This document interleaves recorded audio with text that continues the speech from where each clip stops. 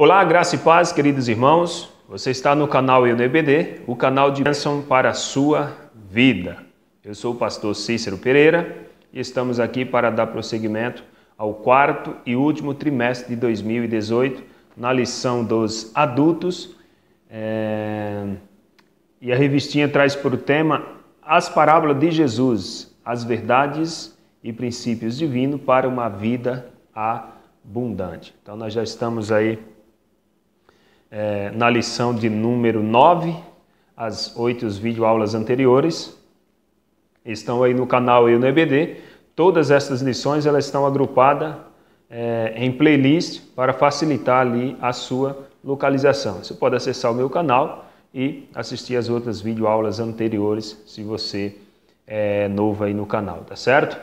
Se você ainda não é inscrito no canal, tá vendo esse vídeo pela primeira vez, não se esqueça de ser um assinante do canal, de ativar o sininho de notificações para você receber as notificações assim que eu postar as outras videoaulas, os comentários aí da lição, das próximas lições anteriores, tá certo? Você que é professor da escola bíblica, ou você que é superintendente, ou até mesmo você que é aluno e está assistindo esta aula, ou tem me acompanhado aí pelo YouTube e quer fazer o uso desses slides na sua classe de adulto, na sua sala de aula, você pode estar levando esses slides aí, se você for professor, e dar uma aula diferente, uma aula interativa, uma aula onde fará toda a diferença na forma de você passar o seu conteúdo aí para os seus alunos. Mas se você, porventura, é só aluno da escola bíblica e gosta, né, de uma aula exposta dessa forma, você pode apresentar para o seu professor, para alguém que é responsável lá pela sua classe, tá certo? Quem sabe ele não pode aderir a esse método. São muitas as igrejas que têm feito uso desses slides, né, desse meu trabalho, e tem dado os seus depoimentos, aonde tem sido realmente aí bênção de Deus na vida dessas pessoas. Então vai meu abraço a todos os alunos, professores, superintendentes, pastores, todos aqueles que me acompanham, que fazem uso desse slide, desse meu trabalho. Muito obrigado, que Deus abençoe ricamente a vida de vocês. Continue orando pela minha vida, a vida da minha família, porque sou carente, necessitado também da oração dos santos, tá certo? Mas só tenho a agradecer ao Senhor pela vida aí dos meus amigos, tá certo? Tantos o pessoal das igrejas que usa o meu trabalho aqui no Brasil, né? São quase aí 20 e poucos estados brasileiros, como também nos Estados Unidos, na Alemanha. Deus abençoe a vida dos irmãos, tá certo? Um abraço para todos aí os inscritos do canal. Não esqueça de deixar o seu like, seu joia, seu gostei. Muito obrigado a você que tem feito isso. Você tem ajudado aí na divulgação desse canal. Se esse canal tem sido bênção para a sua vida, seja também um canal de bênção para a vida de outras pessoas, compartilhando, deixando o seu like, seu comentário, seu depoimento. Se você não recebe ainda os slides pelo seu e-mail, né, via e-mail, deixe seu e-mail aí na timeline do vídeo ou abaixo do vídeo. Você pode deixar seu e-mail que eu estarei mandando aí as próximas lições já direto no seu e-mail para que você vá estudando até chegar esse vídeo aí para você, tá certo? Que é um comentário que explica como que você pode estar usando aí na sua igreja, tá certo? Vamos então para a lição de número 9, a lição de hoje, que traz por tema o perigo da indiferença espiritual. O texto áureo se encontra no livro de João, capítulo 15, versículo 14. Diz assim: Vós sereis meus amigos se fizerdes o que eu vos mandar. Verdade prática, as palavras dos filhos de Deus devem conduzir com aquilo que eles praticam. Não é verdade? Então, as palavras do crente, dos filhos de Deus, devem conduzir com aquilo que nós praticamos, que nós fizemos, certo? Então, a inconsistência entre o que se diz e o que se faz é um problema tão sério que afeta até mesmo a educação familiar. Então, nossos filhos, eles observam muito mais o que fazemos do que aquilo que dizemos, sabia disso? Então, os nossos filhos observam o que nós estamos fazendo. Não raro, pois são surpreendidos com observações feitas pelos filhos acerca aí de prática que eles sequer imaginavam que estava sendo observado. Então, a parábola que será estudada hoje, ela mostra o valor prático da obediência e deixa claro que a resposta, mesmo elegante e educada, se não corresponder com as ações, de nada serve.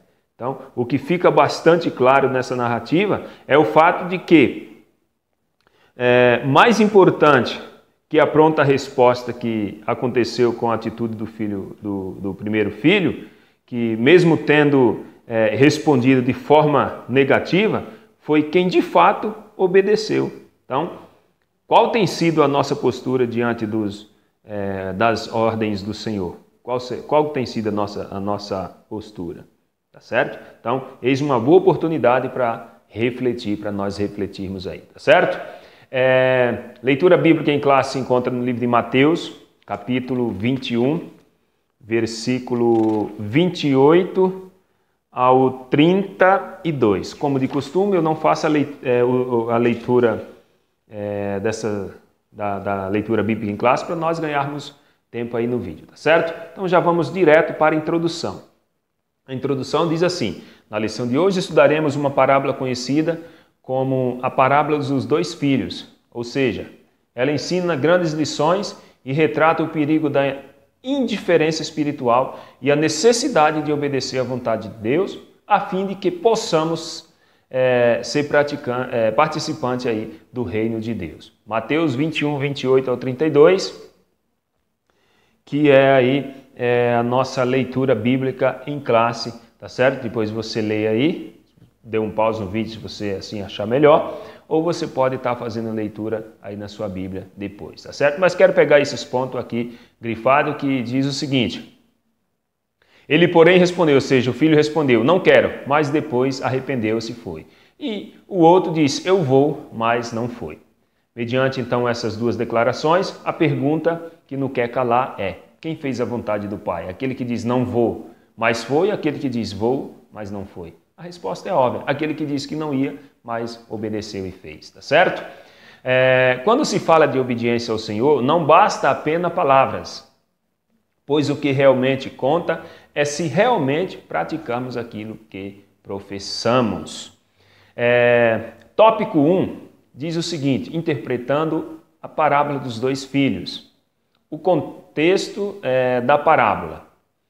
A parábola traz a cena de um proprietário em busca de trabalhadores para a sua vinha, que são seus próprios filhos. O primeiro filho diz que não vai obedecer, mas ao final arrepende-se e o faz. O segundo diz que vai obedecer, mas não o faz, não é verdade?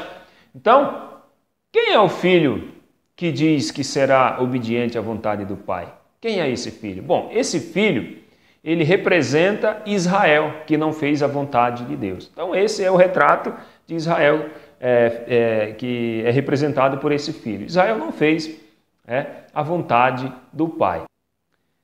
Romanos 10, 21 diz, mas para Israel diz, todo dia estendi as minhas mãos a um povo rebelde e contradizente. E o filho que diz não vai obedecer? Quem é esse filho? Ele representa quem? Bom, ele representa os publicanos e os pecadores, que por se arrependerem de seus pecados, têm o direito de entrar no reino de Deus antes dos judeus. Então, o filho que diz que ia fazer, mas não fez, representa Israel.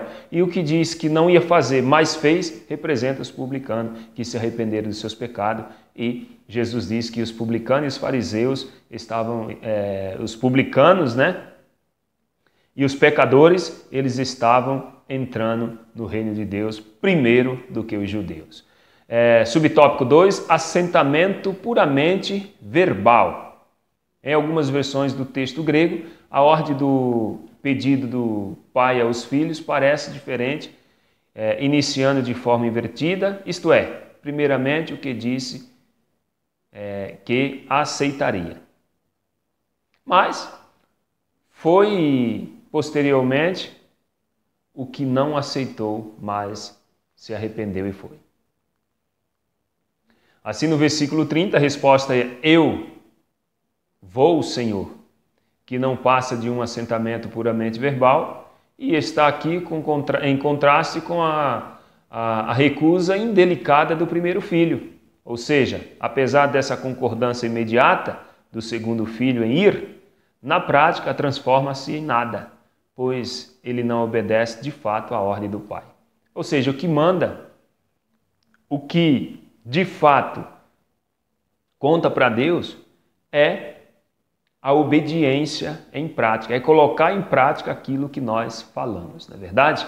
Então, na prática, transforma-se em nada. O quê? A meras palavras, a mera concordância, mas não fez. Eu vou, Senhor, mas não fez. Isso não mudou em nada, tá certo? Isso é puramente um assentamento verbal. Falou da boca para fora, simplesmente. Jesus disse em outra oportunidade: esse povo me louva só da boca para fora, tá certo? Então é isso aí. O subtópico 2 fala aí do assentamento puramente verbal. O cara jogou conversa fora, em um linguajar mais popular.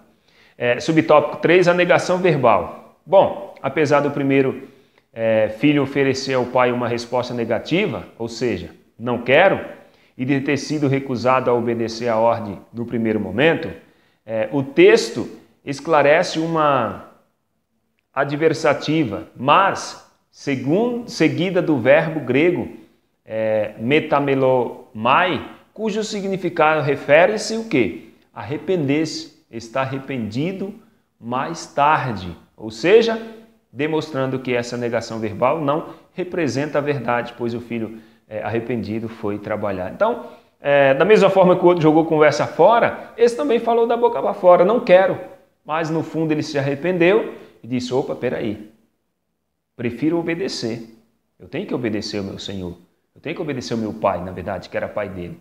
Então, demonstrou ali, no primeiro momento, simplesmente uma palavra verbal que não representou muita coisa. Por quê? Porque houve o arrependimento e foi trabalhar. Disse não com as suas palavras, mas com a sua atitude ele demonstrou que estava fazendo ou cumprindo a vontade do seu pai. Certo? Subtópico 4. Uma adesão operativa. Vimos que a mesma ordem do pai obteve respostas diferentes. Então, uma ordem só que o pai deu, a mesma ordem que o pai deu para um e para outra, obteve duas respostas diferentes. Os dois filhos representam de forma emblemática dois tipos de atitudes.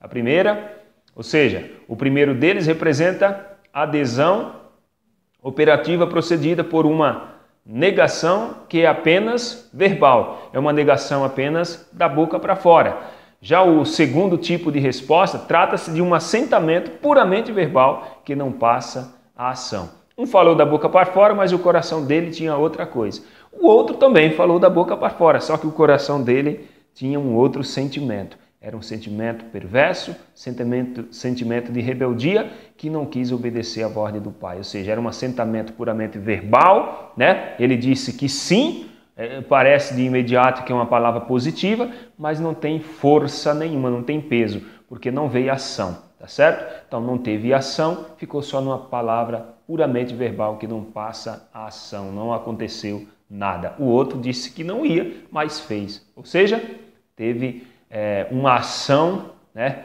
Teve obras, o outro teve obra a demonstrar. É como se for comparado a fé com as obras. Um tinha fé e obra, o outro tinha fé, mas não tinha obra. E aí não funciona. Logo após contar essa parábola, Jesus perguntou aos líderes judeus qual dos dois filhos atendeu à vontade do pai. Olha só. Então, eles responderam de forma correta. O mestre, então, lhes disse que os publicanos e meretrizes entraria adiante deles no reino de Deus. Então, quando Jesus perguntou para os judeus, os líderes religiosos ali, qual daqueles dois jovens tinha atendido à vontade do pai? A resposta foi imediata. O que foi? O que disse que não ia, mas foi. Esse foi que atendeu à vontade do pai. Ele diz, então, é assim os publicanos, as meretrizes ou as prostitutas, né? Elas estão atendendo à vontade do pai, ou seja, estão se arrependendo e entrando no reino primeiro do que vocês. Fica ligeiro aí, meus irmãos. Era mais ou menos isso que Jesus estava dizendo. Fica ligeiro, porque você vai ficar para trás. Tópico 2, quando as palavras não se coadunam com a prática. Subtópico 1, palavras estéreis. A obediência ao Senhor não consiste em proferir palavras estéreis e religiosas, mas em praticar a verdade revelada na palavra de Deus de forma concreta e precisa. Ou seja, Mateus 7, 21 diz o seguinte, nem todo que me diz Senhor, Senhor entrará no reino dos céus, mas aquele que faz a vontade de meu Pai que está nos céus. Não é aquele que fala Senhor, Senhor, que faz milagre, que prega bonito, que dá golpe de karatê no ar, que dá o golpe da cegonha, sei lá, não é isso aí não. É aquele que faz a vontade do Pai, que estás nos céus. Bom, os representantes da antiga aliança e longa tradição judaica estavam ali, eles estavam todos ali. E não tiveram dificuldade alguma para responder a indagação de Jesus, a pergunta que Jesus o fez. Né? Qual dos dois fez a vontade do Pai? Essa foi a pergunta que Jesus fez no versículo 31. E eles responderam imediatamente. Então, o Senhor coloca-os frente a frente com a verdade, de modo que, ao responderem corretamente, olha só, eles pronunciariam juízo de condenação contra si próprio. Então, Jesus estava ali, na verdade, pegando eles ali na sua própria maledicência, né? Porque os líderes religiosos sempre estavam querendo fazer perguntas que colocasse ou que sugeriam, né, que poderiam colocar Jesus à prova ou em situações difíceis. Né? Assim, aqui está um erro, eu repeti duas vezes aqui a mesma colocação. Então você pode aí fazer essa alteração, tá certo? Eliminando aqui essa parte aqui, que eu só repeti. Subtópico 2, o arrependimento conduz à prática. Precisamos compreender o verdadeiro sentido da expressão arrepender-se. Então nós precisamos entender qual é o verdadeiro sentido da palavra arrepender-se. Em 2 Coríntios 7, 9, o apóstolo Paulo ele diferencia categoricamente a mera tristeza, estar contristado, do arrependimento ativo, ou seja, isto é, estar contristado segundo Deus. Como que isso funciona? Olha só o que o apóstolo Paulo diz. Agora folgo não porque foste contristado, mas porque foste contristado para arrependimento, pois foste contristado segundo Deus, de maneira que por nós não padecestes dano em coisa alguma. Então, arrependimento é uma coisa, remorso é outra. Remorso é a pessoa ficar triste por causa da consequência do pecado. E arrependimento é a pessoa ficar triste com o pecado ou por causa do pecado. Tá certo?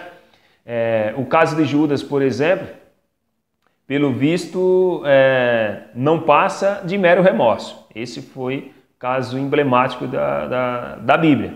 Judas ali não teve um arrependimento verdadeiro, e sim um remorso pelo ato que ele fez. Mateus 27, do 3 ao 5, diz que então Judas, o que traía, vendo que fora condenado, trouxe arrependido as 30 moedas de prata aos príncipes dos sacerdotes e os anciões, dizendo, pequei, traindo sangue inocente. Eles, porém, disseram que que nos importa, isso é contigo. Ele, atirando para o templo as moedas de prata, retirou-se e foi se enforcar. Então aqui, na verdade, Judas, o Iscariote, simplesmente ele ficou com remorso pela besteira que ele veio a fazer. Não, ele ficou com medo, né? Sabia das consequências, mas não teve aquele arrependimento que verdadeiramente o transformaria. Porque se verdadeiramente ele tivesse arrependido, o sangue de Jesus teria o alcançado e perdoado, tá certo? A tristeza, segundo Deus, opera o arrependimento, e o arrependimento produz mudança de atitude, ou seja, conduz à prática. Arrependimento tem que conduzir à prática. Qual é a prática aqui? É não praticar mais. A pessoa se arrependeu, deixou, alcança a misericórdia do Senhor. Subtópico 3, palavras e ações devem se coadunar. Os discípulos de Cristo são chamados a manifestar um estilo de vida na qual as palavras e ações elas coadunam, isto é, não se contradiz, pois expressam uma coisa só. Então, os discípulos de Cristo eles foram chamados a manifestar um estilo de vida que cada um tem o mesmo pensamento, né? Que as ações sejam iguais, que o sentido da coisa seja o mesmo, tudo para a glória do Senhor. Então Jesus ensina aos seus discípulos que o falar desse deve ser sim, sim, não, não. Passou disso a procedência do maligno. Falou, cumpriu. Né? Se é sim, é sim. Se é não e pronto. Tá certo? Não tem meio termo. Jesus exige honestidade o tempo todo. Como discípulo dele, cidadão do céu, do reino, ele requer uma equivalência entre o que dizemos e aquilo que fazemos. Tem um ditado no mundo aí que é diabólico, que diz, faça o que eu mando, mas não faça o que eu faço. Pelo contrário, a Bíblia diz o quê? O apóstolo Paulo diz, sejam meus imitadores, né? Assim como eu sou de Cristo. Então, tem que haver aí um equilíbrio, uma equivalência entre aquilo que eu digo e aquilo que eu vivo, né?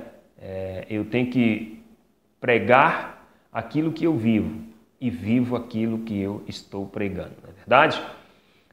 Salmos 15, do 1 ao 5, diz assim, Senhor, quem habitará no teu tabernáculo? Quem morará no teu santo monte? Aí o próprio salmista responde, aquele que anda sinceramente e pratica a justiça e fala a verdade no seu coração. Aquele que não defama com a língua, nem faz mal ao seu próximo, nem aceita nenhum opróbrio contra o seu próximo, a cujos olhos o repróbio é desprezado, mas honra os que temem ao Senhor, aquele que jura com dano seu e, contudo, não muda, aquele que não dá o seu dinheiro com usura, nem recebe peitas contra o inocente. Quem faz isso nunca será abalado. Está aí a receita, está aí, né, a resposta para quem quer ter uma vida íntegra e digna diante do Senhor, né? Ou colocar em prática aquilo que dizemos e aquilo que vivemos. Salmos 15, do 1 ao 5, está tudo esclarecido aí para nós, tá certo? É só praticar isso aí e viveremos eternamente.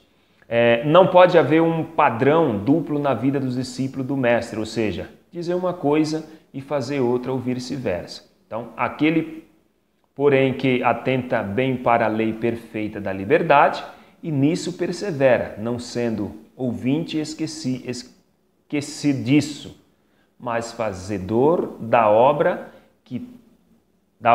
este tal será bem-aventurado no seu feito. Tiago 1, 25 e Tiago 2, 12 diz, assim falai, assim procedei, como devendo ser julgado pela lei da liberdade. Assim falai e assim procedei. Falou, meu irmão, tem que cumprir, tem que fazer. O cristão, ele não pode dizer uma coisa e fazer outra, ou fazer uma coisa e dizer outra. Não, meu irmão. Assim falei, assim procedi. Pronto. Tópico 3 e último tópico desta pré-aula diz assim, um chamado a fazer a vontade de Deus. Subtópico 1, a impossibilidade da obediência à lei. As pessoas a quem Jesus dirige essa parábola estavam de fato muito interessadas em obedecer à lei, já que apenas ouvi-la de nada adiantava. Romanos 2,3 diz, porque os que ouvem a lei não são justos diante de Deus, mas os que praticam a lei hão de herdar, hão de ser justificados.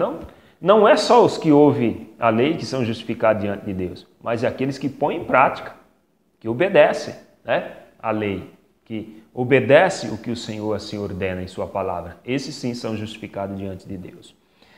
A obediência a uma parte da lei acrescida da rejeição a Cristo terminava descambando para o legalismo.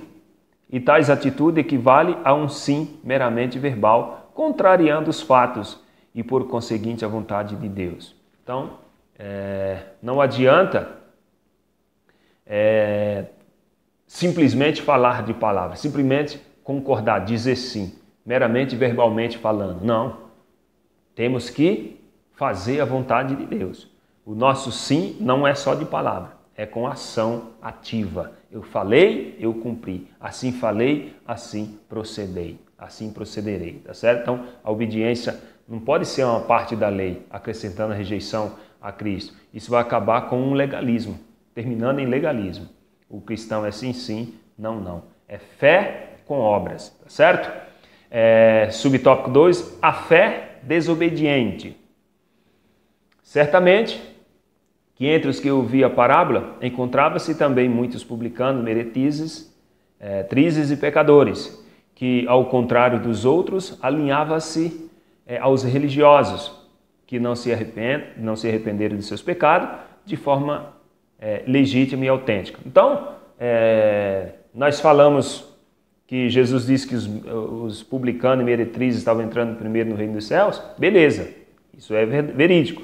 Mas também tinha essa lava de gente aí, né, que também se alinhava aos líderes religiosos, que não queria arrependimento. Nós vimos isso lá no batismo de João Batista, né? Pessoal que também era só meramente palavras verbais, mas não queria ter compromisso nenhum, não queria ver arrependimento, não queria ter arrependimento de verdade. E quem não se arrepende não encontra misericórdia, né? Para ser salvo tem que se arrepender dos seus pecados e crer em Jesus Cristo, tá certo? Quem possui uma fé genuína, sem dúvida, desejará cumprir a vontade de Deus, ou seja, escutará suas palavras.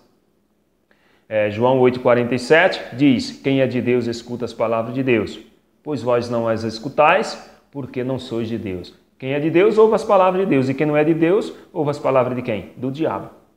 Subtópico 3, o discípulo faz a vontade de Deus. Em João 15,14, Jesus ele é enfático ao ensinar que nós seremos seus amigos se fizermos o que ele manda. Só somos amigos de Cristo se fizermos o que ele manda, tá certo? Então a vontade de Deus passa através da pessoa de Cristo, né? A vontade de Deus, ela passa através de Jesus Cristo, nosso Salvador. Isso está explícito em Romanos 10:9. Diz assim: se com a tua boca confessares ao Senhor Jesus e em teu coração creres que Deus o ressuscitou dentre dos mortos, serás salvo. Então, com a tua boca você confessou, ou seja, fala de Jesus, faz a obra, né? Coloca em prática, com o teu coração você crê que ele ressuscitou dentre os mortos, você será salvo, né? Mas para isso temos que ter fé e obra, as duas têm que andar juntas. E quando eu falo fé e obra, é ação, né? Oração, ou seja, é fazer, né, aquilo que o Senhor nos pede. Não dizer sim, Senhor, vou fazer e não fazer, tá certo? Não é possível obedecer à lei sem receber a Cristo, pois ele é o cumprimento da lei. Romanos 10,4 diz que o fim da lei é Cristo, para a justiça de todo aquele que crê. Então, como é que eu cumpro a lei? Quando eu estou em Cristo, né? Então, o fim da lei é Cristo. E você não recebe a Cristo como Salvador. E como é que eu recebo a Cristo? Obedecendo a palavra dele, tá certo? Pois os que realmente desejam Ele e querem ser seus amigos, obedecem ao que Ele manda. João 15:14. Quem realmente deseja ao Senhor Jesus, né, e quer ser amigo dele, tem que obedecer o que Ele manda, né? Sim? Bom, meus amados, nós chegamos na conclusão dessa videoaula, né, ou dessa pré-aula, ou do comentário desta aula, você assim interprete da sua forma. E se tem sido bênção para você, compartilhe aí com seus amigos. Se não se inscreveu, se inscreva. E se já é inscrito, deixe seu comentário, seu joinha, seu gostei aí abaixo, tá certo? Diz aqui o seguinte: por intermédio da parábola que estudamos hoje, precisamos compreender o perigo da indiferença espiritual. Ou seja, alguns pensam que pode confessar que ama a Deus com seus lábios e ao mesmo tempo viver com o coração distante dele. Equivocadamente, essa pessoa está agindo dessa forma. Perigoso isso, tá certo? Então, pensa poder encontrar a Deus prescindindo de Cristo. Olha só, outros há que supostamente vive na austeridade da lei, mas não querem receber a Jesus. Então, enquanto todas as sociedades e seus segmentos sociais, eles acabam levando barreiras ou levantando barreiras para separá-las das demais pessoas, os discípulos de Cristo devem olhar para os seres humanos com igualdade, pois o próprio Deus não faz acepção de pessoas, tá certo? Meus irmãos, tenha todos aí um dia abençoado, muito obrigado, que o Espírito do Senhor nos ajude e nos veremos novamente na próxima aula aí, a lição de número 10, se o Senhor assim nos ajudar. Tudo isso e muito mais nós fazemos dentro do reino, se for da vontade dEle.